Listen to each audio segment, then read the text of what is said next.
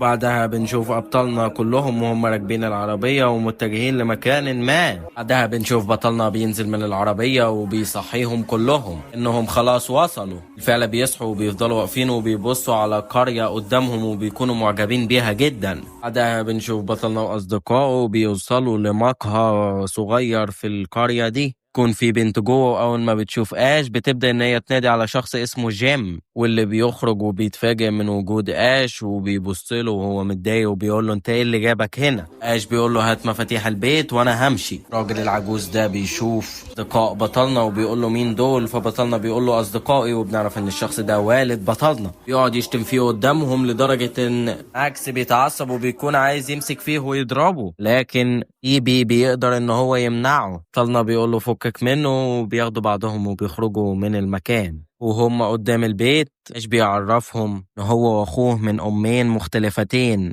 وان ام ايش طردت والدة جريفن من البيت.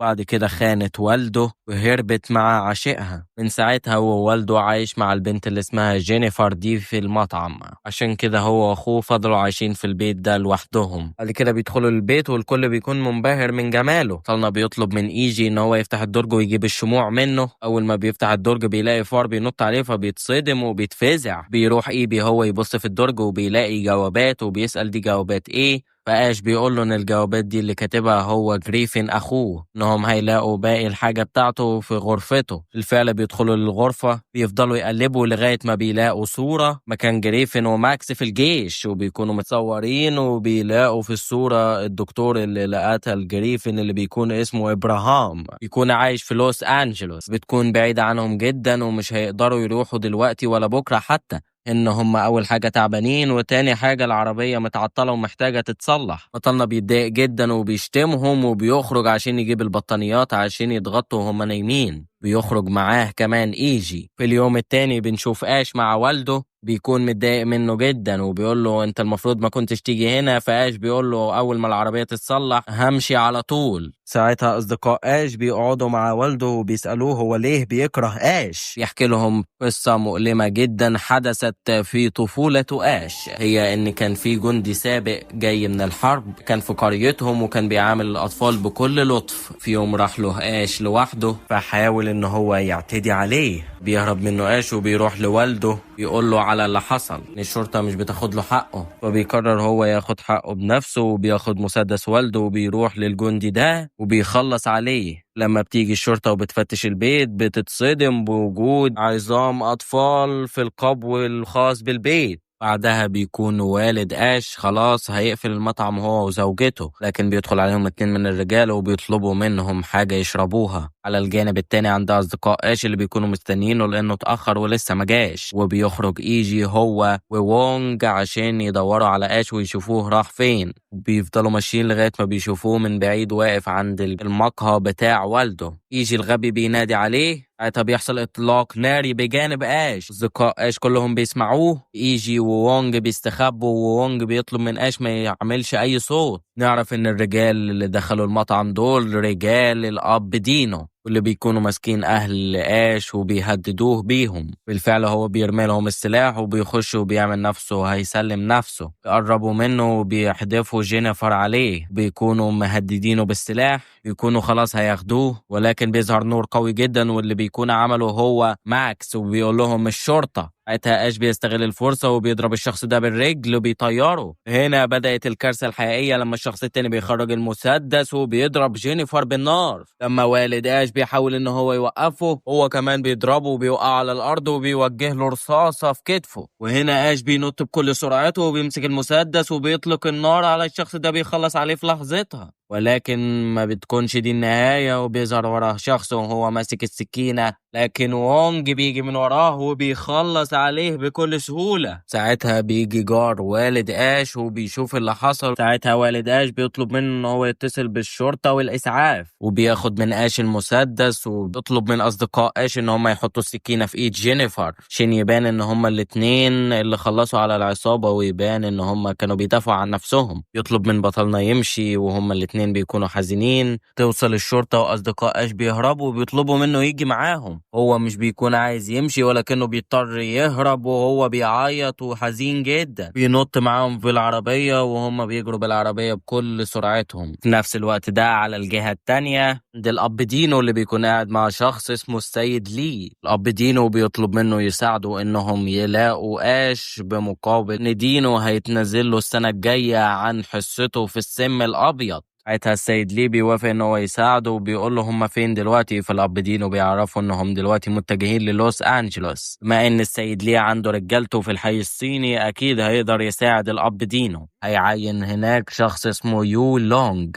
الشخص ده بيكون قوي لدرجة ان بيكون اسمه التنين. على الجانب التاني عند بطلنا اصدقائه اللي بيكونوا قاعدين في مكان ومش عارفين هم فين ولا هيروحوا لوس انجلوس امتى. يظهر لهم شخص وبيقولوا له انت مين؟ فبيقول لهم انا المفروض اللي اسالكم انتوا مين، ولكنهم بيسالوا هو يروحوا لوس انجلوس ازاي. فبيقول لهم انتوا اساسا في لوس انجلوس. وبيروحوا يبصوا من على حافة الجبل وبتظهر لوس انجلوس وهي مدينة جميلة جدا. بيكونوا منبهرين بدرجة كبيرة. بعد كده بنشوف أبطالنا وبعد ما وصلوا للوس أنجلوس بيروحوا عند بيت ماكس القديم. يتفاجئ ابن ماكس أول ما بيشوفه وهما الاتنين بيجروا على بعض وبيحضنوا بعض. وبعد كده بيدخلوا وبياكلوا مع بعض. الليل بيروح ماكس وبيدي ابنه هدية عيد ميلاده قبل ما يمشي. بيتحركوا في الليل وبيروحوا بيت الدكتور. اسمعوا فجأة صوت واحدة بتصرخ وبيروحوا عشان يشوفوا فيه ايه. ايش أول ما بيشوفها بيسألها ايه اللي بيحصل. بتقول له الحق الولد الصغير في ناس بتخطفه. يجري ايش عشان ينقذه وهم فجأة أول ما بيشوفوه بيفتحوا عليه الطلقات النارية. كان بيقدر ايش ان هو يطلع مسدسه وفي ثانية لثانية بيكون مخلص عليهم. حتى هم بيسيبوا الولد وبيطلعوا يجروا. بيقول لوونج الحقهم بسرعة. كان بيرجع وونج مرة تانية وبيقول له ان هم هربوا. يشيلوا الولد وبيدخلوه جوه وبيسألوا السيدة العجوزة هو مين الولد ده ومين اللي عايزين يخطفوه. عجوز بتعرفهم ان الولد ده هو ابن البروفيسور ابراهام. بنعرف ان الولد ده اسمه لي. لأول ما بيفوق بيسألوه عن والده فبيعرفهم ان هو بقاله كتير ما شافوش وان هو مفقود. على الجهة التانية بنشوف دينو بيتكلم في التليفون وابراهام بيكون قاعد وراه. بعدها بيقول له ان اش راح لبيته زي ما توقعوا. نفس الوقت عند اش اللي بيكون دخل الغرفة بتاعة ابراهام يقعد على الكمبيوتر وبيفتحه عشان يعرف اي معلومات. كان بيلاحظ اش ان ليه مش متوتر ولا خايف. واللونج يروح يتحرى عنه ويعرف مين الشخص ده بالظبط. ينجح اش وايجي ان هم يلاقوا معلومات. اش بيقول لايجي يروح ينادي الباقي عشان يوريهم معلومات بتكون عن بنانا فيش. ده بيكون العقار اللي بيبحث عنه. يلاقي جدول تحليلي بيعرف منه العقار اتعمل ازاي بالظبط. يجي تاني يوم وبيروح وونج لصاحبه عشان ياخد منه المعلومات اللي تحرى عنها عن لي. يعرفوا ان عنده 16 سنة ووالده ووالدته ميتين. كان فجأة صاحبه بيسأله سؤال غريب وبيقول له هي نادية بخير؟ فوونج بيقول له ايوه اختي بخير. صديقه بينهار وبيتوسل اليه ان هو يمشي من لوس انجلوس. رجال في المكان بيقوموا من على الكراسي. يظهر فجأة شخص اسمه لونج والشخص ده بيكون زعيم عصابة التنين. الصدمة الاكبر ان هو الاخ الاكبر لي. بعدها وونج بيرجع للبيت وبيقعد مع اش. نعرف ان لونج طلب من وونج ان هو يتجسس على اش ويديله كل المعلومات اللي يعرفها. بيتفاجئ وونج وبيتعصب عليه جدا. لونج بيحذره وبيقول له يا اما اش يا اما حياة اختك. رجع للوقت الحاضر واش بيسأل وونج انت مش مركز ليه؟ فبيقول له انا بس تعبان شوية. ساعتها لي بيجي لوونج. وونج اول ما بيشوفه بيتعصب جدا وبيضربه وبيثبته في الحيطة. بيتفاجئ اول ما بيشوف شعار التنين على رقبته. وبعد شوية وقت يكون اش قاعد مع ماكس وبيقول له ان هو عايز يرجع نيويورك عشان يخلص على الزعيم دينو. ماكس بيقول له انت مش هترجع لوحدك وانا لازم ارجع معاك عشان انتقم لجريفن. على الجانب التاني بيكون وونج قاعد مع لي بيقول له انا مهمتي اني امسك اش واسلمه لاخويا الكبير لونج. عشان كده انا هخلي ايجي هو الطعم اللي هنستدرك بيه اش. فوونج بيقول له هو ازاي يعني انت هتعمل كده؟ لي بيقول له انت هتخطف ايجي. بيتعصب وونج وبيطلع سكينته. بيقول له لي ايه هتقتلني؟ بس لو عملت كده انا مش عارف ايه اللي هيحصل لاختك الكبيرة. وونج بيتعصب جدا وبيمسكه من رقبته وبينزل بيه على السرير كأنه ما بيقدرش يقتله لانه هو خايف على اخته. وبيسيبه وبيمشي. بيقوم ليه وبيروح عشان بيعرف ان في رسالة جاية له من اخوه. خد السكينة اللي فيها شعره. بيجي تاني يوم يكون ابن ماكس واقف في الشباك وبيبص منه وبيقول لأمه في حد جاي علينا. تستغرب الأم من كلامه. إن فجأة بيدخلوا عليها 3 أشخاص، وبعدها بنشوف أبطالنا وهم قاعدين، وفجأة بيجي اتصال لماكس وبتكون دي العصابة اللي وصلت لبيته، اللي بيكونوا بيكلموه في التليفون وبيقولوا له عيلتك معانا، يا تجيب قاش يا هنخلص عليهم ومش هنستناك. ساعتها هو بيسمع صراخ ابنه وبيتعصب جدا، حذرهم ان هم يلمسوا عيلته. بعد كده السكة بتتقطع. اش وماكس بيجهزوا اسلحتهم عشان يروحوا ينقذوهم. اش بيقول لوونج وباقي الفريق يفضلوا هنا عشان يراقبوا المكان عقبال ما هم يروحوا ويرجعوا. ما بيكون خلاص اش ماشي، وونج بينادي عليه وبيكون خلاص هيعترف له، ولكن بيظهر من وراه، وونج ساعتها بيتراجع ومش بيقول حاجة. بعد ما الباقي بيتوزعوا في البيت عشان يراقبوا المكان كويس، لي بيروح لوونج وبيقول له اهي اش ده طلع جدع جدا عشان يخليك معايا هنا عشان تساعدني نخلص على الاتنين دول بسرعة.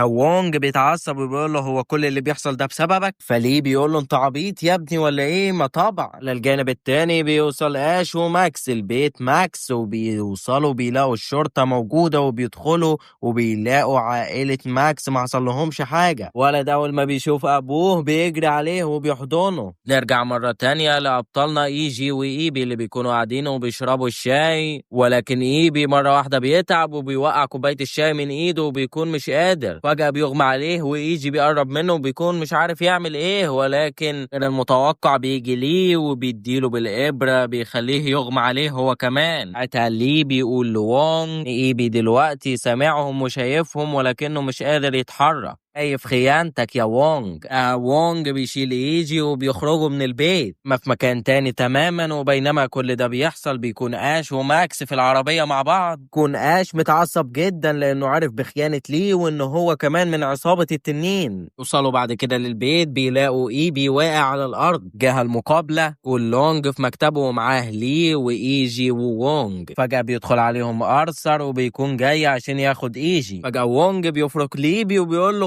غطيلي عينك يا حبيبي. قول لهم اللي هيقرب خطوة هخلص على ايجي بالمطوة، اما اروح معاكم يا اما كلنا هنموت. يتدخل لونج وبيحل المسألة وبيقول لهم خلاص خدوه معاكم. فعل وونج بيقوم وبيروح معاهم. لما بيمشوا لونج بيروح لليه وبيقول له انت بقيت شبه والدتك جد. عرف ان هم اخوات ولكن مش من نفس الام. سيب بقى المشهد ده ونشوف اللي بيحصل مع اش اللي بيكون مع ايبي اللي بيفوق كلهم على كل حاجة حصلت. وبطلنا بيتصدم لما بيعرف انه وونج خاين. ان المفاجأة الحقيقية كانت لسه جاية. اش بيحس بوجود شخص في المكان وبيرفع سلاحه وبيطلب منه الخروج بدل ما هو يقتله. خروج الشخص ده وبطلنا بيقول له انت مين؟ فبيقول له انا اللي المفروض اسألكم السؤال ده لان ده بيتي. أليكسيس داوسون. وبنعرف ان ده اخو ابراهام داوسون العالم المجنون اللي اخترع البنانا فيش. على الناحية التانية بنشوف دينو قاعد مع واحد من مجلس الشيوخ واللي بيكون اسمه ويليام، وعقيد من الجيش الامريكي بيكون اسمه توماس، وبيكون قاعد معاهم عشان يتفق ان هو يسلمهم صفقة من عقار بنانا فيش، ومن ان هو كمان معاه شخص هيجرب عليه العقار. عرف ان الشخص ده بيكون ايجي. نرجع مرة تانية لآش وأليكس وماكس. أليكس بيدي ايبي مرخي للعضلات، مش بيتعصب عليه وبيمسكه من هدومه وبيقول له اخوك الصغير هو السبب في كل اللي احنا فيه ده، انا عايز اعرف هو بيخطط لايه بعد كده. أليكس بياخد ابطالنا لغرفة سرية عشان يعرفهم العقار اتعمل ازاي. الناحية التانية بيكون ليه واقف قدام اخوه الكبير وبيقول له عن المعلومات اللي عرفها عن العقار. اخوه بيقول له المعلومات دي انت متأكد منها؟ ليه بيقول له طبعا انا متأكد. وموانجو بيخنقه وبيقول له ما انت متأكد ما جبتش ليه المعلومات؟ ليه بيقول له ايش تانيش فرصة اني اعمل كده، لو كنت عملت كده كان هيخلص عليا. وانج بيسيبه وبيقول له قوم بقى عشان انت عندك مهمة تانية، وروح لدينو تنقل لنا الاخبار من هناك لحظة بلحظة. هو كده كده ما يعرفكش، متقلقش انا مش هخليه يقتلك لاني ببساطة محتاج لك في مهمات تانية. قوم ليه عشان يحضر نفسه عشان يروح مع سارد لدينو. بيكونوا خلاص ماشيين. لونج بيبص له وبيقول له انت بتضحك على ايه؟ ليه بيقول له ولا حاجة. ليه بيكون ماشي وبيقول لنفسه ان هو لو هيموت مش هيموت لوحده، وان هو مش ناسي ان هم قتلوا والدته. الناحية التانية عند ابطالنا اللي بيكون اش متعصب جدا وعايز يضرب اليكس، ولكن ماكس بيمنعه وبيقول له سيب لي انا الطلعة دي، وبيديله يد خليه مش شايف قدامه. سيكو ايبي وبيديله هو كمان باليد وبيقول له دي عشان يجي. كان يا عيني من التعب ايبي وهو والدكتور بيقعوا على الارض. كان فجأة بيدخلوا رجال دينو عليهم وبيرفعوا اسلحتهم وبيقولوا لهم يلا بينا بدل ما هنخلص عليكم. دي كده بيكتفوهم وبياخدوهم وبيمشوا بيكبوا بنزين وبيولعوا في المكان. بيوصلوا أبطالنا بعد كده لقصر دينو. أول ما دينو بيدخل المكان رجال دينو بيتلموا حوالين وونج وبيحاولوا يمسكوه، ولكنه بيطلع السكينة. كان ما بيقدرش يعمل حاجة وبيضربوه على دماغه بيفقدوه الوعي. بعد كده لي بيفوق ايجي وبيتصدم أول ما بيصحى وبيشوف أرثر قدامه، والمفاجأة الأكبر لما بيشوف دينو. مسك أرثر من هدومه وبيقول له انتوا عملتوا ايه في وونج؟ كان أرثر بيقول له وانت زعلان على اللي خانك وجابك لغاية هنا؟ يروح يجي يسأل وونج وبيقول له انت عمرك ما تخون اش صح؟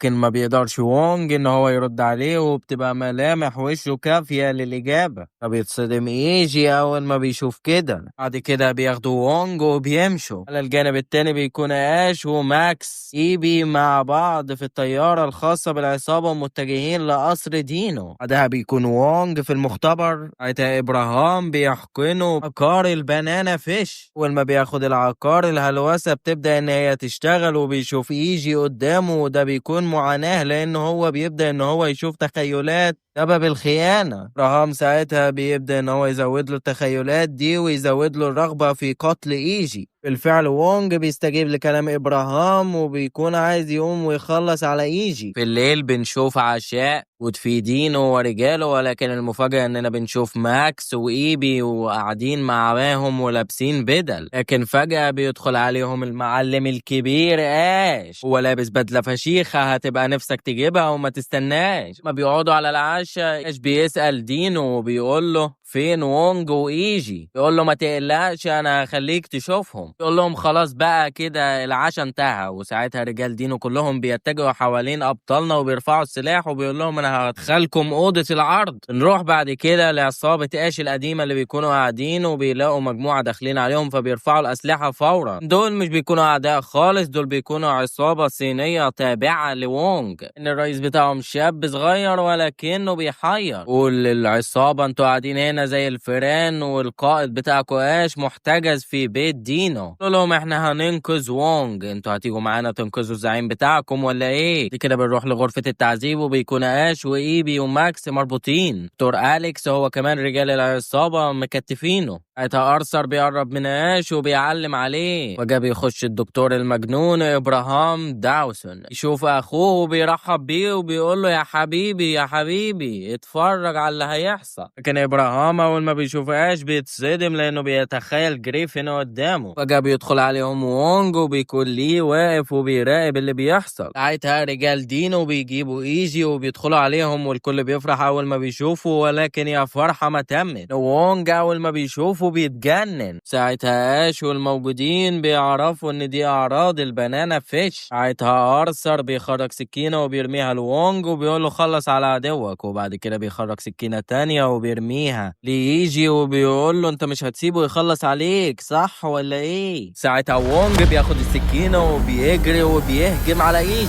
هنا نقف لحد اللحظة دي لأن اللي جاي محتاج استعداد تاني. ده كان ملخص حلقتنا النهاردة، استعدوا للي جاي الدمار اللي مش محتاج هزار. مع السلامة يا أبطال.